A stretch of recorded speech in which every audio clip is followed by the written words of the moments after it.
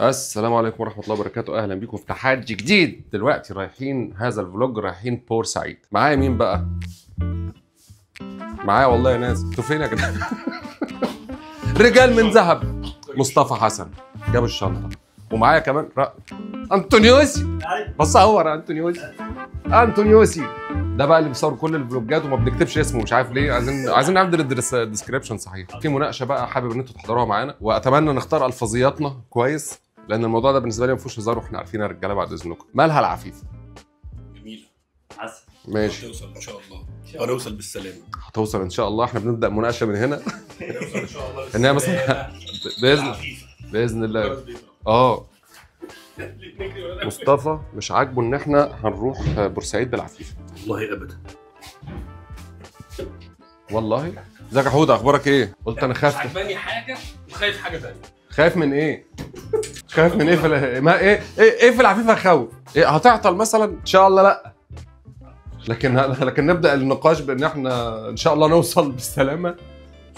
امال ايه طيب؟ ليه حسستني ان العربيه فيها مشكله واحده؟ هنتوكل على الله. بسم الله الرحمن الرحيم. انا اصلا بقف حارس، فانا لما هستخدمها ببقى رقم واحد. فاهم الفكره؟ يعني هو كمان عملها بميزان مظبوط، ان السكيل رفيع فكانها رقم واحد، ولكن على الخريطه بتاعت فلسطين. لو انا عايز اعملها الرمز لوحده من غير ما يبقى فيها معنى للرقم بتاع واحد، كنت خليتها كبيره، خدت الظهر كلها وشلت عالي. هو كده كده فلسطين مكتوبه فوق. لطيفه جدا. كمان فكره ان دي مش علم، ده رقم. بص بقى، المقاسات هي المشكله. يعني ده مكتوب لارج، هل ده لارج؟ لا، اكس لارج ممكن ما يخشش فيا ولا فيا. ما هو راح يجيب بقى، خد طولي ووزني وراح يجيبه دلوقتي. هو جاي في السكن، كنت جايب ليكوا الاول، بس هو طالما المقاس كده يبقى نجرب فيها الاول، لان انا نفسي ان بعد كده في المسرح تبقوا لابسين التيشيرت وتتحركوا، وكل واحد بقى عنده اسمه، مش كاتب عليه. ما انت كده معاك الاي دي صح؟ ليه بقى تكتب عليه كمان؟ النرجسيه والبارانويا دي عندنا قضيه، ما عندناش. السلام عليكم. عايزين نرتب الدنيا. ايه؟ لو ده اللارج اللي عنده يبقى كده هو يجيب لك اكس لارج مثلا، او يمكن ربنا يكرمنا ونلاقيه في ديكاتلون دلوقتي، ولا ديكاتلون مقاطعه. نسيرش، يلا بينا. عايزين نسيرش ضروري على ديكاتلون، هو مقاطعه ولا لا؟ لا مش محتاجينه معانا. اقفل الباب احنا طولنا. باشا معلش ولا يهمك اتفضل باشا. احنا معانا. خلص مشهدك لا خلص. ما انا بص، معلش يعني مش متعود تسيبها. ايه مصطفى، انت عايز تسافر بعربيتك عشان الكاوتش اللي انت لسه شاريه صح؟ مش حاجه ثانيه. لا مؤاخذه. اتفضلوا. خلي بالك. احسن تندلق يا عم. خش، انت معاك شنطه.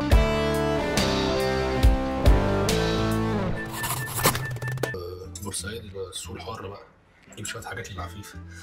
ايه ده والله؟ يا جدع ده انا كنت في ايه يا مصطفى؟ انا اسف ان انا غلطت في البخاري. علشان اجيب حاجات للعربيات، كنت سافر بورسعيد دي يعني ممكن نلاقي هناك الكاوتش بتاع البيبان. ده انت تلاقي كل حاجه هناك. الصلاة. لا اتفضل يا مصطفى بيه. يعني ينفع اجيب له حاجات للعربيه؟ سيب يا باشا. معلش قلتهم بقى لو القميص بتاعك مسح الرخام. بقول لك ايه، انا مش عايز الطاقه دي واحنا مسافرين. ده في ثانيه يا اخي تعال. ولا فيها حاجات كتير ولا بتاع، ما تخلينيش اجز عليكم ولا مليانه ولا حاجه. ادي 1 2 3. ايه ده؟ دي زباله دي. ده الباور بانك اهو. خد ده بس كده. اظن انا كده مريحك. والله ما هنروح بالنسان. ايه رايك بقى؟ خد ده معاك. انت هتحتاج اصلا. ايوه سيب لي انا ده، انا هرميه. وانت عايزني معاك في الرحله دي؟ برافو عليك والله. لا الشنطه كبيره وجميله. ايه يا ابني ده؟ ايه يا ابني؟ انت جاي من معمار علينا. احتست طبعا. انت عايزه ده معقول. ده هيبقى معقول جدا. يلا بينا. مصطفى هطلع انا وتعالى انت مكاني، عشان الظل هنا بيبقى اطول شويه. يلا بينا. عايز ايه؟ تحب تقول حاجه قبل ما نطلع؟ عايز اروح اسلم على امي الاول.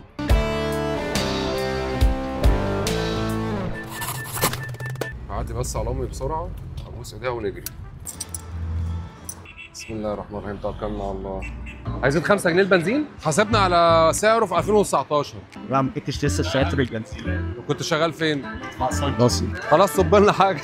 بص ايام كورونا اول ما كورونا طلع كانت البلاستيك الكبير اللي هي مقاس 16 اونز دي بتتباع ب 10 جنيه.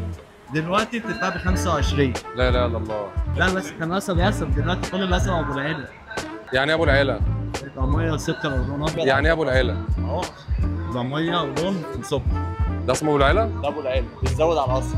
ليه سموه ابو العيله؟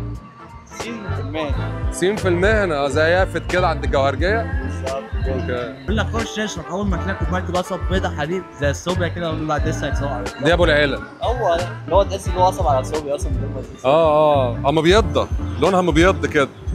ده كده عادة ابو العيله. هتلاقي ابو العيله اللي انت عايز كوبايه قصب صغيره فهو بيسوي لك كبيره كده. طب اللي حصل ده احنا صورناه، عندك مشكله؟ هنذيع ولا مش هنذيع؟ هنذيع. تسلم ايديك، قفلت كويس صح؟ يلا سلام يا حبيبي. ايه؟ حساب ايه؟ احنا ما شربناش حاجه يا عم. السلام عليكم. ابو العيله، حلو حوار ابو العيله ده. انت عارف بقى في جمله انت لو كنت قلتها كنا رحنا بالنسان، انت هتقول لي عشان نسمع مزيكا. في ايدينا والله. يا لهوي عليك. يا لهوي في ايدينا. بيرفص لاخر لحظه، احنا على الاوتوستراد. في ايدينا اهو. معلش في نضاره شمس عندك هنا يا مصطفى؟ يا لهوي على الجمال. قال لك ايه؟ ومسحها كمان. محبه. طبعا. محبه واخوه. انت اخويا مش صاحبي. صاحبي سامع. لسه خارج من الدقيقه، بلاطه واحده بتلمنا كلنا. لسه خارج من الدقيقه.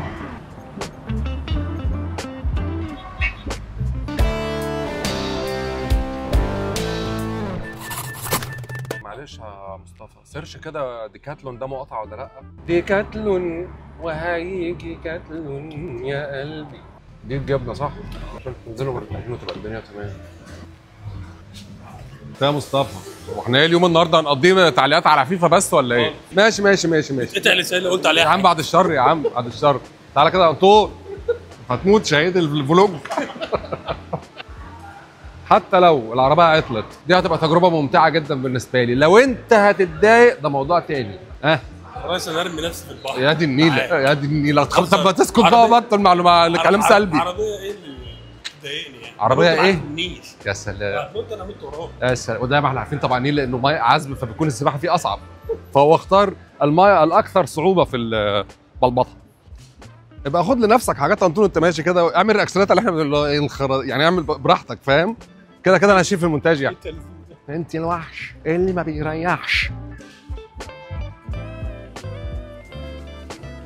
حلو الحوار ده، ما عندوش الا فيه خط.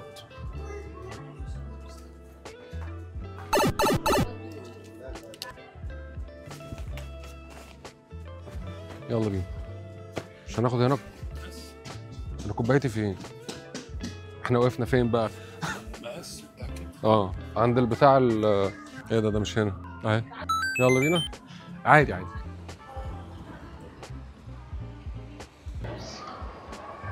سلم كهرباء والله العظيم. في منه قط. الوان ايه؟ حلو ده. مقاطعين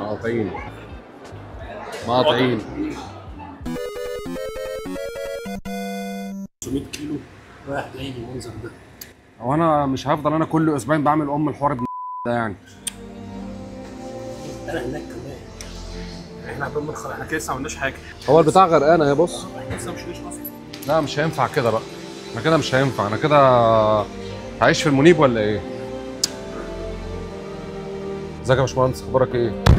معطلك؟ انا رجعت القاهره ومسافر دلوقتي، يا دوب ركنتها في المول 20 دقيقه، جيت لقيتها غرقانه زيت من تحت وعامله بقعتين كده يمين وشمال. طب احنا كده كده راجعين، نرجع ناخد عربيتك. اظن انت هديت دلوقتي بقى.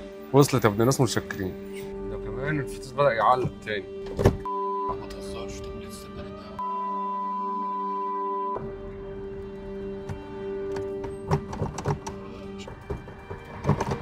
وادي فرامل اليد يا عم سيد اللي انت قلت لي ما تمام. عكننه وخرا وتضييع وقت بقى ومصاريف، بنقعد بس 7 ساعات عشان 40 دقيقه شغل وفي الاخر حاجه برضه بايظه. عليه الصلاه والسلام. بس هي حاجه تضايق فعلا يعني، عشان احنا بقينا بنضيع وقت كتير قوي عند رامي. النتيجه ثابته. لا احنا كده عندنا مشكله ضخمه بصراحه.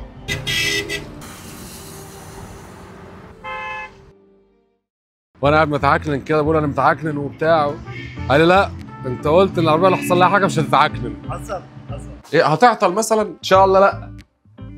حتى لو العربيه عطلت دي هتبقى تجربه ممتعه جدا بالنسبه لي. لو انت هتتضايق ده موضوع تاني. بشكرك يا انطون. حبيبي.